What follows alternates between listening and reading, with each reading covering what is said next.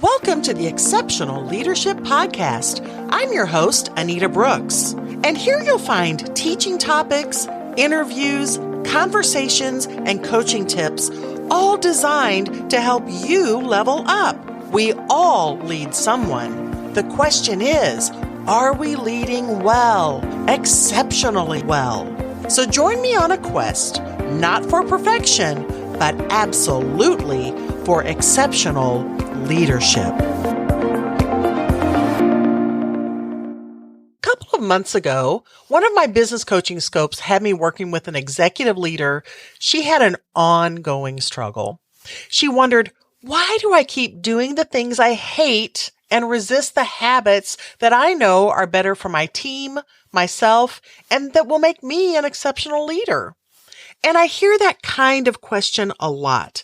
So today I thought I would just cover some of the things that we unearthed through a particular process. And I want to share this with you because I suspect that you could benefit from it as well.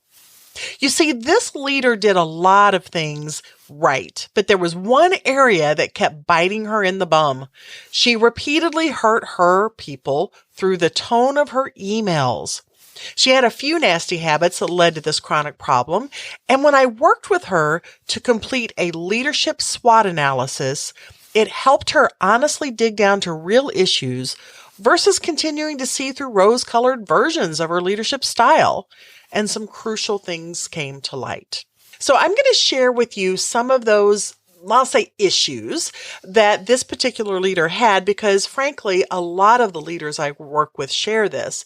But before that, I want to back up a bit and I want to talk about this leadership SWOT analysis. So many of you are very familiar with a SWOT analysis. It's simply creating a grid where you have a square with your strengths, weaknesses, opportunities, and then threats. And most often we do those for an organization or a business, and I do that as well. It brings a lot of things to light, especially if you have representation from different areas of the business and you do it as a group effort. Many times that's where we'll be able to unearth invisible drains, those things that drain money, time, and energy from the company and the people. But one of the things that I often teach is to do a SWOT analysis on yourself as a leader. Now, I understand this can be quite challenging and difficult and a little uncomfortable, but when we honestly evaluate ourselves, that's where we get to the truth, and the truth is something we can deal with. So, let me just give you the example of this particular leader that I was working with. When we went through the SWOT analysis, again, we found a lot of things that she was doing very well. So there were strengths and there were some new opportunities. But she did have some weaknesses, and some of them were potentially threats. They certainly were threats to productivity. They were threats to morale. Some of them potentially could have led to threat to net profits for the business. And they were threats maybe to her career in the long term if some of those habits weren't turned around and changed. So this is what we came up with. Or I say I guided her through it, but she actually was able to recognize these things in herself. So one was, in her matter-of-fact, down to business tone, it often felt offensive to some and caused emotional reactions that hindered productivity and progress. And what I mean about that is, in the majority of the cases, it was done through email. Now, there were some times that she said it was even in person.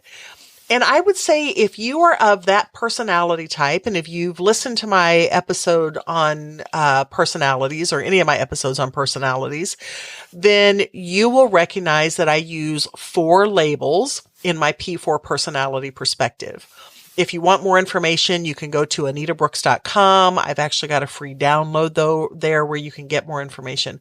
But the labels I use are simply adjectives that describe more of what that personality type aspires to be or to have more of in their lives. So there's a popular, powerful, perfect, and peaceful. Well, this particular personality type is a powerful perfect. And when a powerful perfect personality is in a leadership position, most often they will share some of the challenges that this leader has. So that matter of factness, that down to business, that being focused on what we need to get done and productivity and the projects, that side of her is very good about pushing things forward. But what she has to guard against is not coming across as a steamroller that just rides over people. And instead of causing forward movement, what it can do is actually bring movement to a halt, because then emotions get involved. Because if you hurt people's feelings, or if you upset them or make them angry, they become resistant, then justification can set in. And that is going to halt progress, maybe completely, or at the very least, it's going to slow it down tremendously.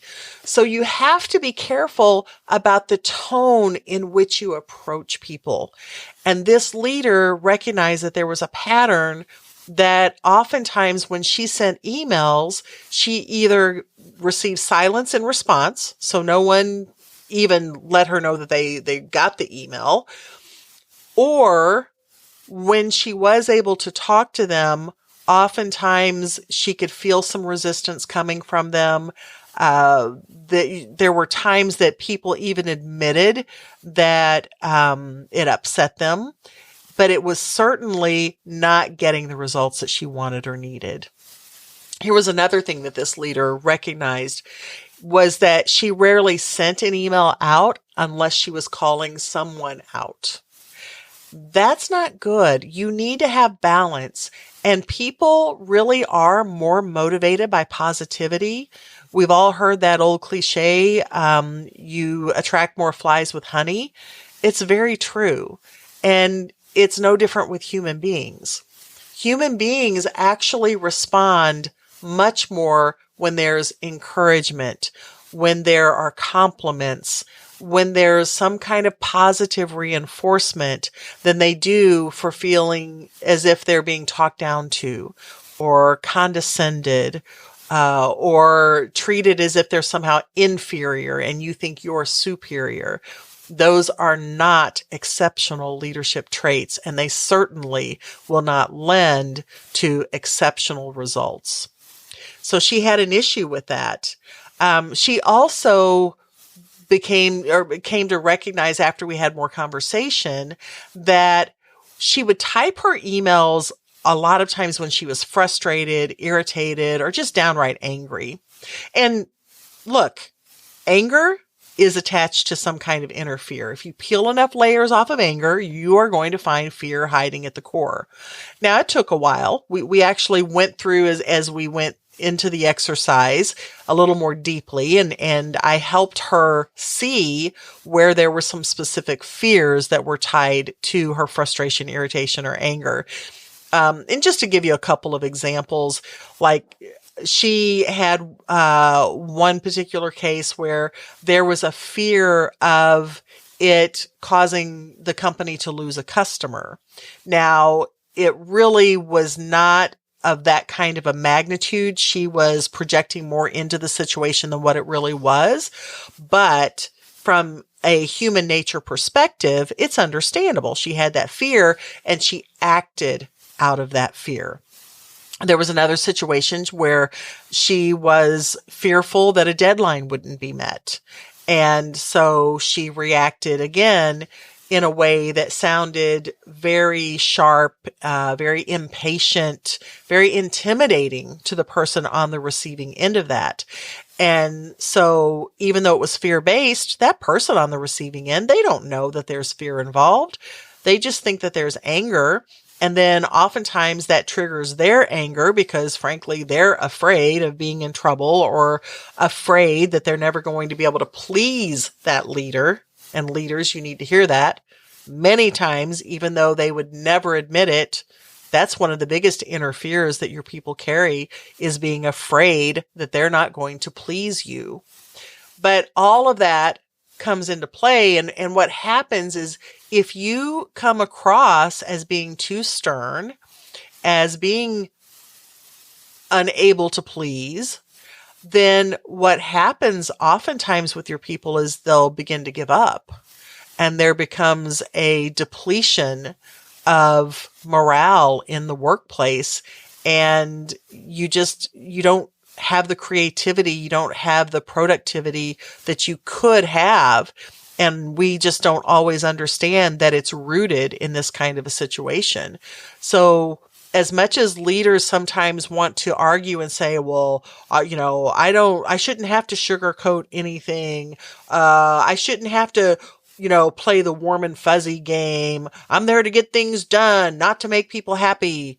You can have that attitude, but I can assure you, if you're working with human beings, you are not going to get consistently exceptional results. You really do need to be mindful that these are people, not machines, not robots. And so they do need positive reinforcement. But back to this leader. So when she did send these emails and she was frustrated, irritated, or downright angry, what she would do is she would type them out of that emotion, but she didn't let her words or her mind rest before she hit send. So she would type it out and send it out. And that was an issue. And that was actually a threat that she identified in her leadership SWOT analysis. Another thing that came to light was she withheld compliments and encouragements, and instead she focused more on criticism and subtle innuendos, if not outright accusations or insults. And that is a definite threat to any leader. And I know a lot of you leaders, you struggle with giving compliments. Maybe it just feels uncomfortable. Some of you feel as if giving compliments is not going to be motivating, that you need to push your people. And there's truth. Leaders do have to push, but you have to do it in a balanced way, and you have to do it in a respectful way. Just constantly criticizing or accusing or throwing little digs out at people, that is not going to inspire them. It's not going to bring them to that place of their greatest productivity. And it's not going to get you the leadership results that you want. So after we went through the leadership SWOT analysis, one of the things that we were able to do was then have a conversation about how to turn those problems upside down. Now that we understand clearly what some of the hindrances are, then we can figure out how to solve that. And so one thing, and if you are a powerful perfect or a perfect powerful personality, I'm just going to tell you what I'm getting ready to say is probably going to make you cringe or scowl, might make you feel like you're going to bristle, but what I'm sharing with you is the truth. Look, if you follow me at all, look, I try to be warm and encouraging, and that's authentic for me. But I'm not stuff and fluff. I'm going to shoot straight. I'm going to tell you the truth as I know it. And I'm telling you what I'm getting ready to share, you need to hear, especially if you are in that powerful, perfect range or perfect, powerful. You need to open your emails with a little bit of warmth and then close with a little bit of warmth.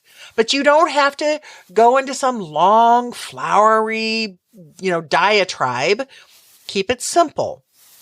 A single line will do. You can simply open with, hi, we'll say Tracy. Hi, Tracy. I hope your week is going well. And then go directly into the heart of what you need to cover. Or, hi, Tracy. I'm sure you're looking as forward to Friday as I am. Something of that nature. Come up with your own line, but let it be something that feels like it's got some humanity in it, instead of you just like, boom, you're just attacking or hitting, going right to the heart of whatever it is that you want to cover without letting them feel some sort of like you even see them as a person. And I hear that a lot from people on the front line. My leadership, they don't even see me as a human being. It's just like I'm there for them to use and abuse. Leader, don't let that be you. That's not exceptional leadership. So just open up with that single line of humanity. And then close your email with a single line where it expresses gratitude or appreciation. It's simply this. You could say, in closing, I just want to thank you for your diligence. Or maybe, in closing, I want to express my appreciation for what you do. I don't take it for granted. And when you write something like that, think about what you're writing. Again, I know it can feel uncomfortable to you, maybe a little awkward, but the more that you practice it, the easier it's going to get. And I can assure you, when people feel those little touches, those little personal touches, it can completely change the emotional dynamic of your exchange, which can lead to not only better results, but faster implementation. So whatever it is you want and need to say in the heart of it, hear me. I know human nature. It is one of my areas of expertise. I promise if you put those warm touches in, it can help you accomplish what you need to get done. Okay. So back to our leader and this issue that she had of just typing out an email and sending it out, especially if she was frustrated or irritated or angry about something. One of the recommendations that I make for all leaders, actually for every person, is let your thoughts and emotions rest before you send an email. Type it up and then let it sit, let it simmer for 24 to 48 hours where you don't even look at that email at all. Then go back with a fresh perspective, fresh eyes, and ask yourself as you read it, if you received this email, how would you feel? Really try to put yourself in another person's shoes.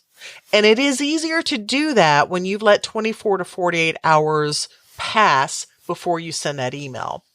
I know that sometimes it's not feasible to go that long. I'm not talking about that, but there are a lot of times when we could.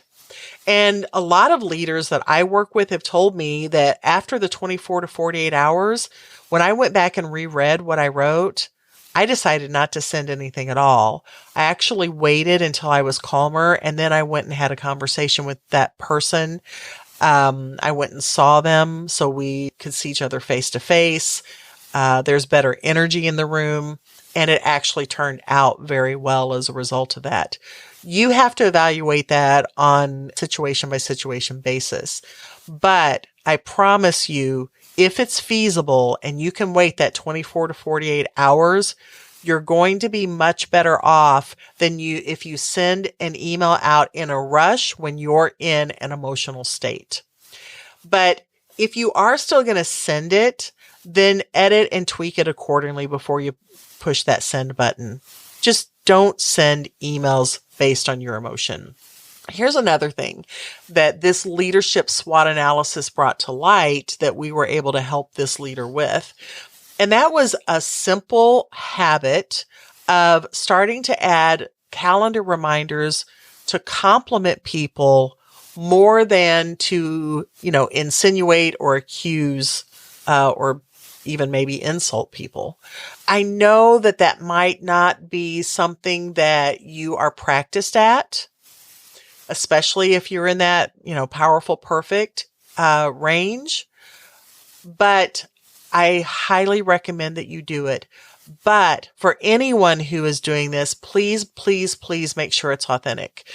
Populars, I know, and peacefuls in your ranges, sometimes you almost can over flatter.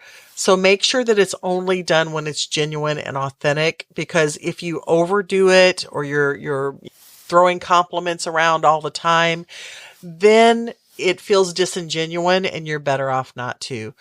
But if you give authentic compliments to people, if you let them know that you appreciate them, if you express gratitude for something that they have done, there are infinite rewards that come as a result of it. It's a reward to them. It helps boost their energy and their morale. And it's been proven to raise productivity, but it also eventually over time, as you get more used to it, it can become a benefit to you as well.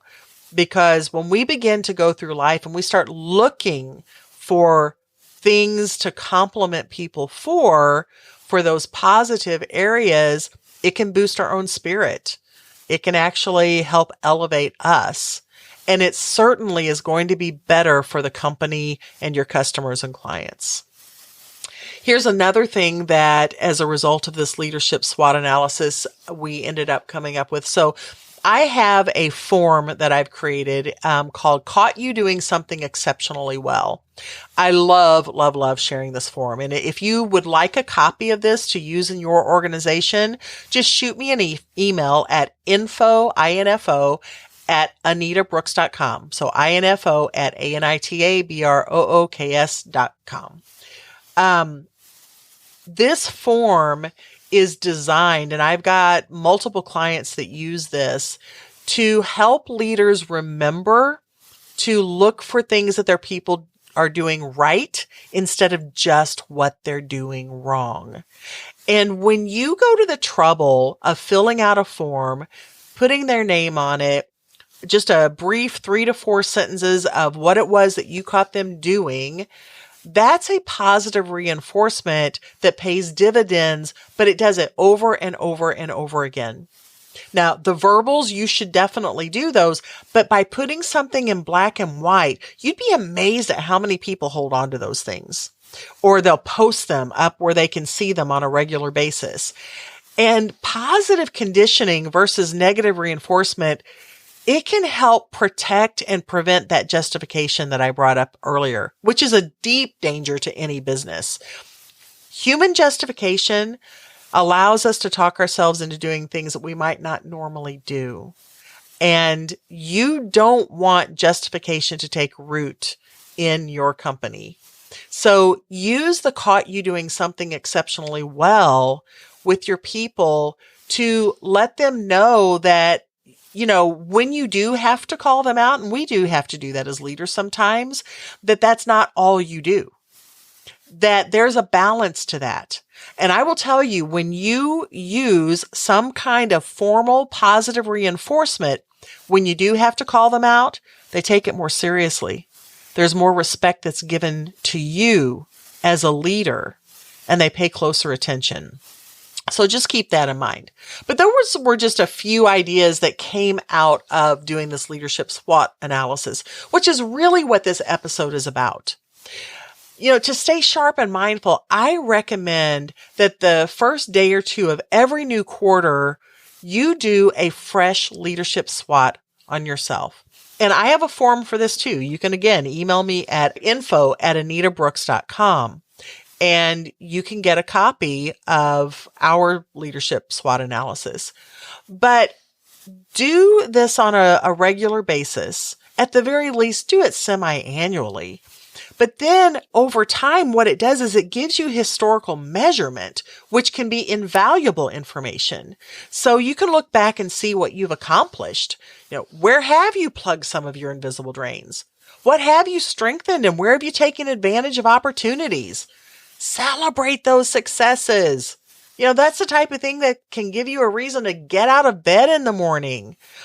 And it's a great measurement to see your progress. As leaders, I think a lot of us sometimes struggle with feeling like we can never get enough done.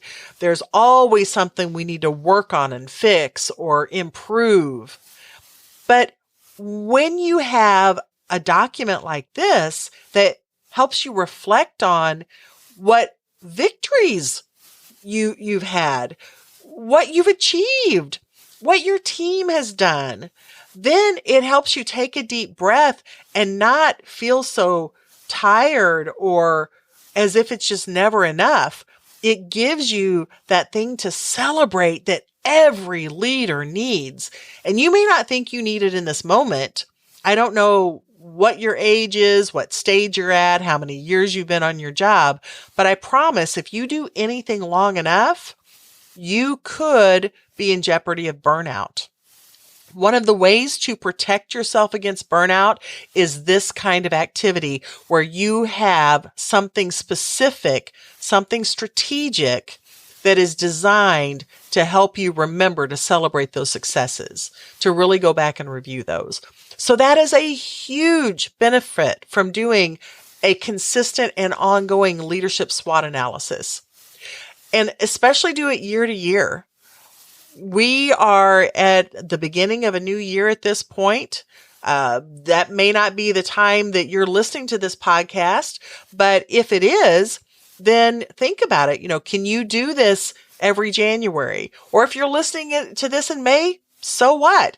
Let every May be the time that you take a look and you compare your leadership SWOT analysis and you see what you've accomplished, how far you've come, and then you stay laser focused on what you still need to work on. Because as much as you can celebrate, you can also reevaluate and look at your current weaknesses and threats. What hidden opportunities can you find in the scariest places of your leadership habits? As you've maybe improved in some areas, have some other things slipped? That can come to light when you're doing ongoing leadership SWOT analysis. And how can you turn those problems upside down? How can you make them solutions? How can you make things even better than they would have been? Because you have not only identified, but you've acknowledged those leadership areas that need work on, and then you have committed to execution. So make the commitment. Hold yourself accountable. Keep your word to yourself. Follow through and execute to do ongoing leadership SWOT analysis. For you as a leader, what is your strengths? What is your weaknesses? What are your opportunities? What are your threats?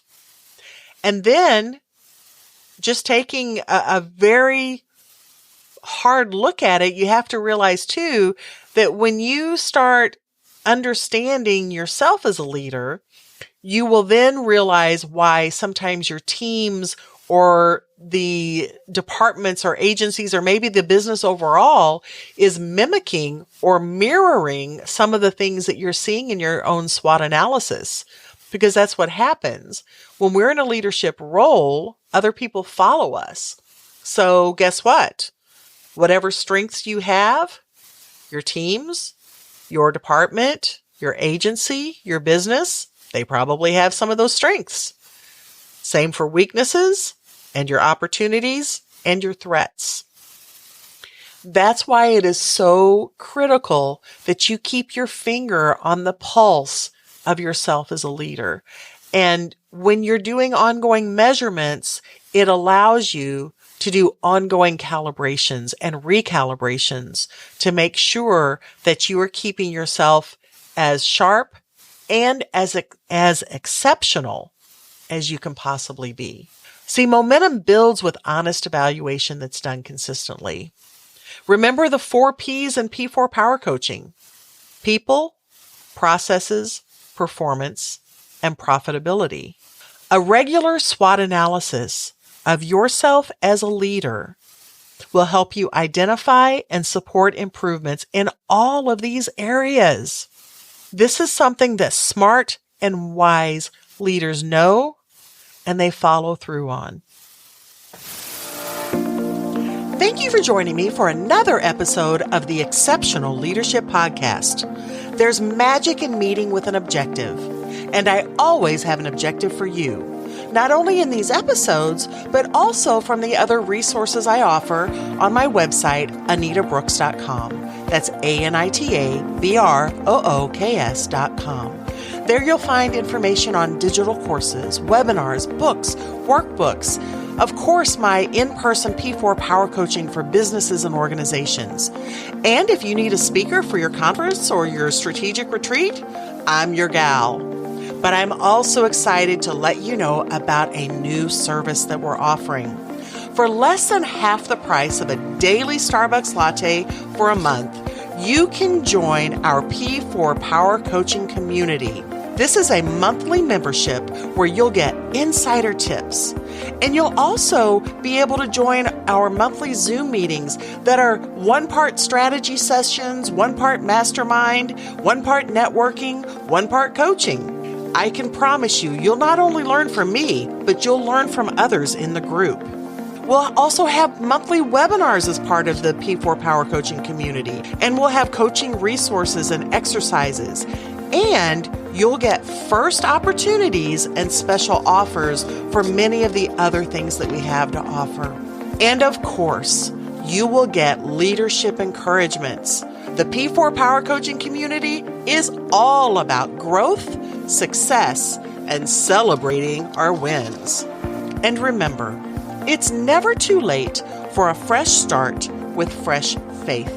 So embrace your exceptional leadership impact with fresh resolve to make the difference you were made for.